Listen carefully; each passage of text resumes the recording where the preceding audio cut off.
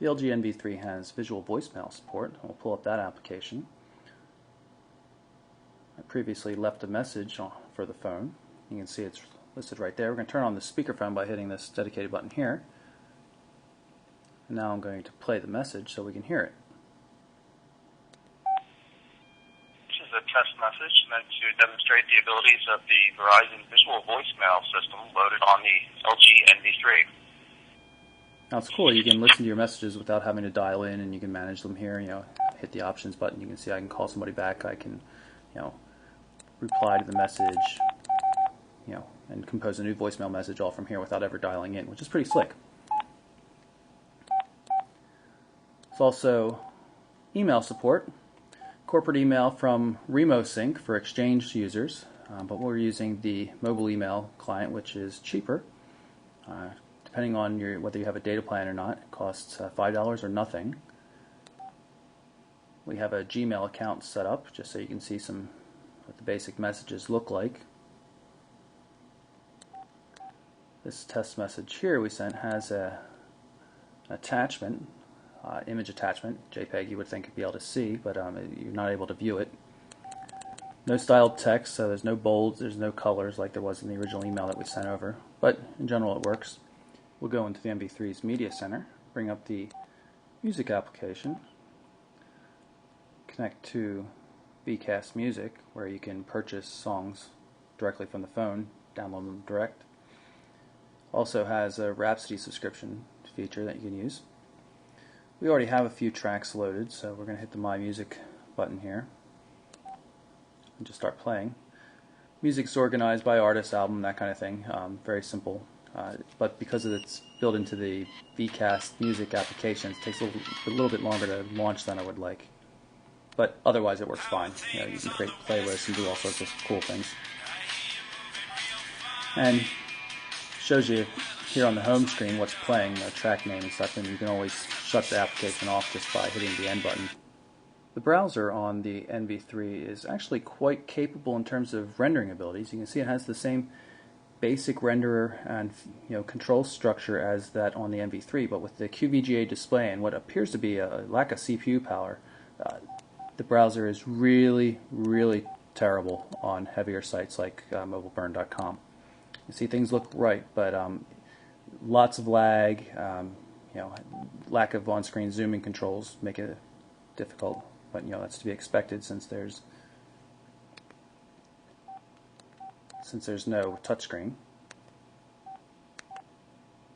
You can just see how slow it is. It's just really difficult to use. Right now I've pretty much lost control of it. I've been tapping, trying to get the menus to come up, and you can see just how it's scrolling occasionally every maybe 5-10 seconds, just trying to catch up with commands I put into the D-pad quite some time ago.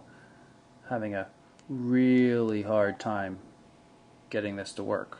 It appears to be the same basic browser as in the enV Touch, it just totally lacks the horsepower to get anything done. I'm going to pull up the camera by holding down the shutter button here for a second.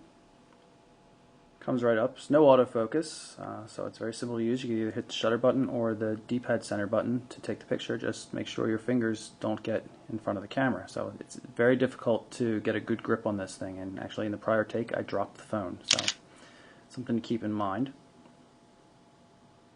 Bring up the options here, and you can see there's the 3 megapixel option. We'll go to the video mode.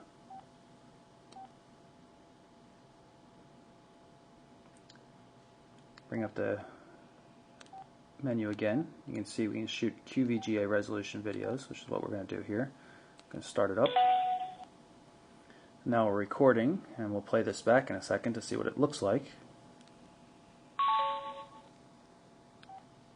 We'll save it, and then we'll go look at our video gallery and play it. Now we're recording, and we'll play this back in a second to see what it looks like.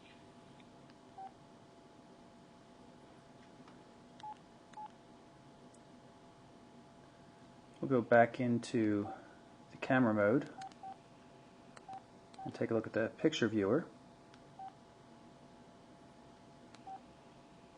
See, use the D-pad for navigating through the pictures. Nothing particularly special, but it does work. So that's our look at the LG VX9200, the enV3 for Verizon Wireless. Nice communicator style device. The external keypad's quite nice, D-pad's good. Small display is still quite usable for a lot of different functions. 3 megapixel camera, somewhat disappointing, also very difficult to use, just ergonomically. The QWERTY keyboard, pretty nice layout, somewhat distracting with the different color of these keys here for gaming, and the fact that the space bar is in the middle of a row of keys keeps things from lining up quite properly, but the dedicated number buttons are nice. Buttons like the quick access for the favorite contacts and things like that, also pretty good. In spite of the fact that it's only a 2.6-inch QVGA resolution display, things look pretty nice on it, with the exception of the browser. The device seems to be underpowered to handle full websites, even though the browser seems technically capable of it. In any event, that's the LG enV3 for Verizon. It's on sale now for $129.99 with a new 2-year agreement. I'm Michael Orrell from MobileBurn.com.